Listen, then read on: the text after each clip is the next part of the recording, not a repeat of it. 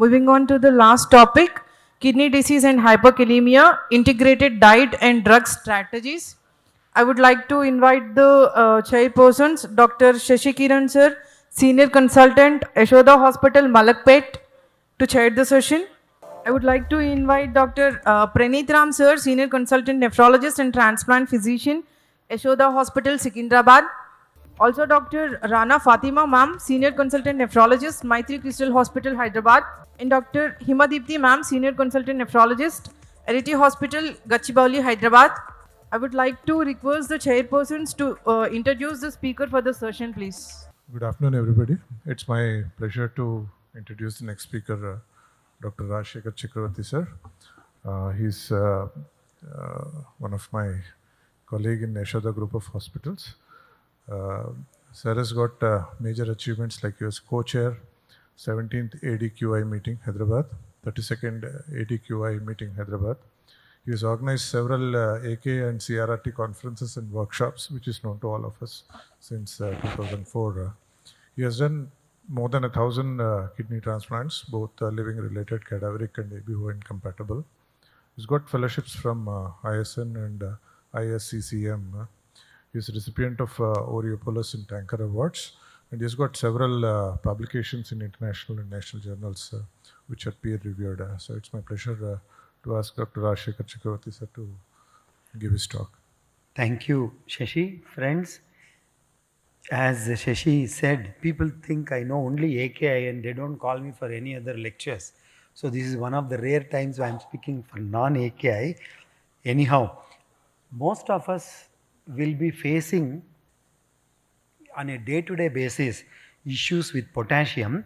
I will try to get across why we need to think of this topic a little more deeply. We all know the burden of CKD in India is more than 20% of the population. Our own work in Hyderabad in the rural slums, urban slums of Hyderabad put it at around 15%. The last publication which threw some light on this, known as the Comprehensive National Nutrition Survey. What was shocking from this paper was they looked at young adults and children from 5 years of age to 19 years of age. And the prevalence of CKD in this cohort of children and young adults was as much as that you see in an adult population. If you look at the classical reasons, diabetes taking the main cake, that is 40% of all CKD, the most important thing for a clinician, whether he is a physician or a nephrologist or anybody else, including the dietitian sometimes, is to recognize it is not just the stage of the CKD, but the amount of protein loss that determines the progression of CKD. As we know now, the latest classification talks of A1, A2, A3 based on the protein loss. And the progression of these CKD to the next stages, one of the most important thing is to reduce the protein leakage. So from a simple non-normal GFR, you progress over years, and sometimes it is as fast as 3 or 4 years to reach the CKD end stage because of the amount of protein loss. So if you look at the strategies that are there in our hands today, most of the strategies affect potassium in some way or the other. And it is our duty to spend a little time with patients, explain to them when you use a molecule like a RAS blockade, what you are actually doing in the glomerulus to reduce the protein loss, thereby translating it to progression of CKD being delayed. This is one of our patients, biopsy proved FSGS, 8 grams per day of protein loss. Over a period of 12 to 14 months, we could achieve 560, I'm not sure if you can make out my handwriting there, 560 milligrams of protein per day from 8,000. But this was, we had to stop the ARBs in between because of a high potassium. Finally, we had to add SGLT, DAPA, but no RAS inhibitors because of high potassium, still managed to achieve some protein loss because we put them on tacrolimus. So this being the background, you have to think of RAS inhibitors for whichever CKD you are treating, irrespective of the underlying cause of CKD. And we now know not just the BP drop, proteinuria drop, there are many other things that happen at the molecular level in the glomerulus and the kidney, delaying the progression of CKD. I am quoting a paper which was published by my teacher Dr. Mani almost 25 years back. This is Treating Renal Disease in India's Poor, the Art of the Possible. When I was a consultant in Apollo Chennai, I had looked at the data and we were collecting it over a period of time. So what these authors, when they published in seminars in dialysis, found was, if you have a good BP control using RAS inhibitors, this was as early as between 1990s to 2012, they found that if you use a AC inhibitor versus if you don't use a AC inhibitor, the progression of CKD was significantly different. So much so, in diabetic nephropathy, if you have a good dose of AC inhibitors, you could give them a non-dialysis life, projected life of 14 years or so. This was true with chronic glomerulonephritis, chronic interstitial nephritis, which was a surprise because chronic interstitial nephritis patients do not have that much of protein loss. Subsequently, what these authors did much later after I left Chennai, they looked at what is known as a RAS blockade score. So if they had good BP control, somebody with diabetic nephropathy, the GFR drop per year from 16 ml came down to 8 ml. But if they had the same amount of BP control using a RAS inhibitor, the progression came down to 2 ml drop in GFR per year. So they called it as a RAS blockade score depending on how much of dose you are using. But it is not as simple. Many of us have tried using these doses of ACE ARBs or other RAS inhibitors. For a short time we had something called aliskiren in our armamentarium. Then we had to realize using these doses of ACE ARBs, you have to temporarily withdraw them, either because of a potassium or because of a dehydration. And now it is called as a sick day rule, wherein anybody who is sick, has a dehydration or is going for a procedure, we have to remove a set of drugs including the RAS inhibitors.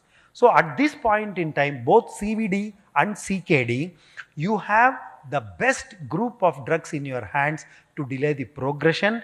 We just need to do it a little more cautiously, because all the four that we now call as pillars, RAS inhibitors, SGLT2, Finrinon, and the fourth KID, the latest KID, that is GLP-1 analog, all of them have their own side effects, and we are now learning to use them together. So if we accept the pillars of managing CKD and CVD progression and learn to use them in combination, one of the main things that you and I will encounter on a day-to-day basis would be how do we manage potassium. And that brings us to the main thing. First and foremost, when you initiate these drugs, please check the potassium. And that itself is a problem in our labs.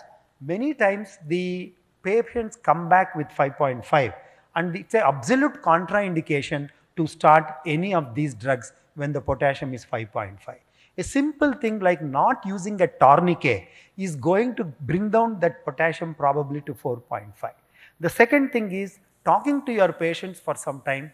They don't need the amount of bananas or the coconut water that they drink.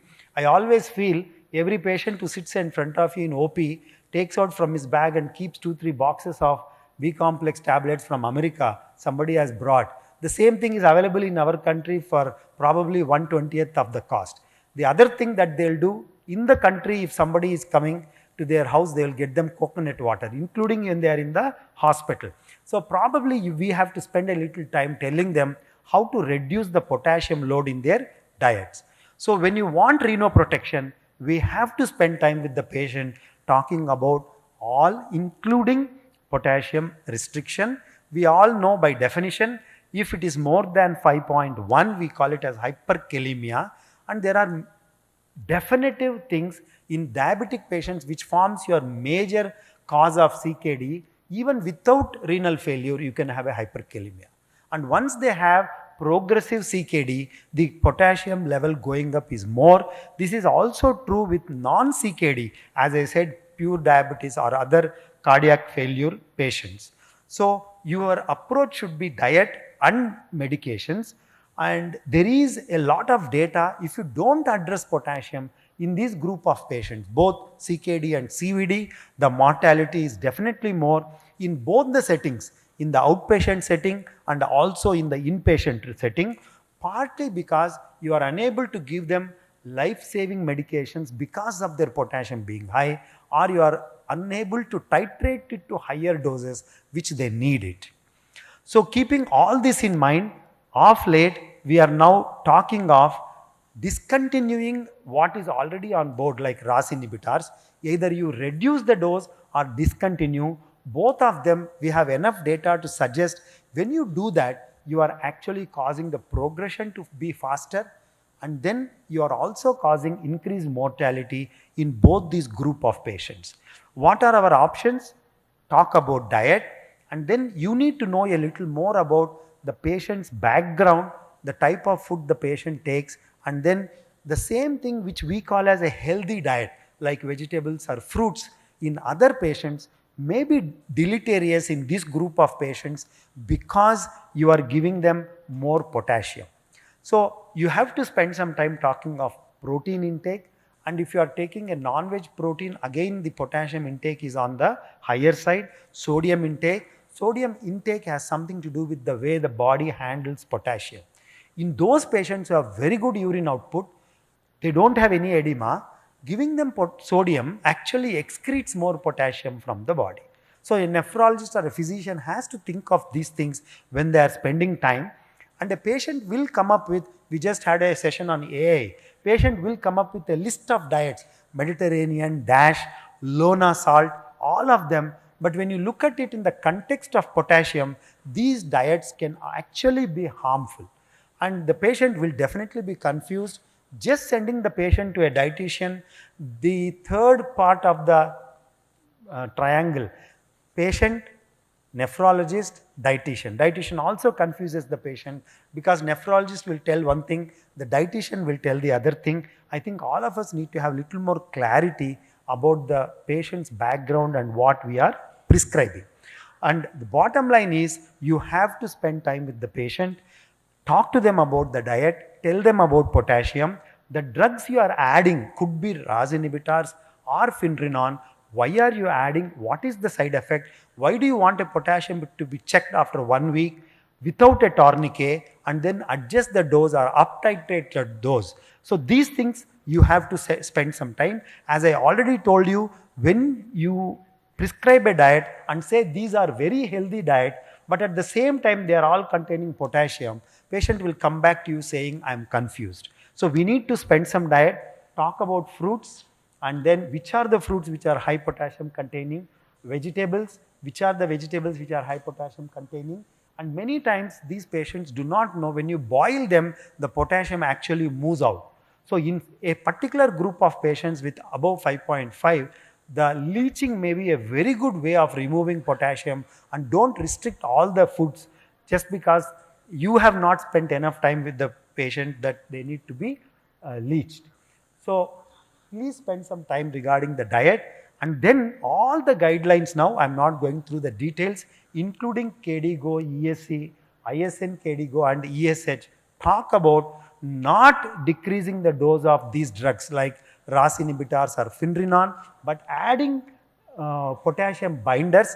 Traditionally, we all are used to what is now called as calcium binder or sodium binders, but we have a new group of potassium binders which the guidelines say don't reduce the doses but add a potassium binder to their armamentarium of drugs. And I am just quickly going to go through what one of the new potassium binders that is available with us. So most of these guidelines now talk of keeping the same dose of RAS inhibitor, adding one of the binders, and the one that is available to us at this point, though many of us have some experience using both zirconium and patiromer. Patiromer is available in the is not available in the country, and zirconium is available in the country, which is a very avid binder of potassium. It exchanges hydrogen and sodium for potassium, And the good thing about this molecule is it starts its action almost immediately as soon as it is taken within the first 1 hour or so.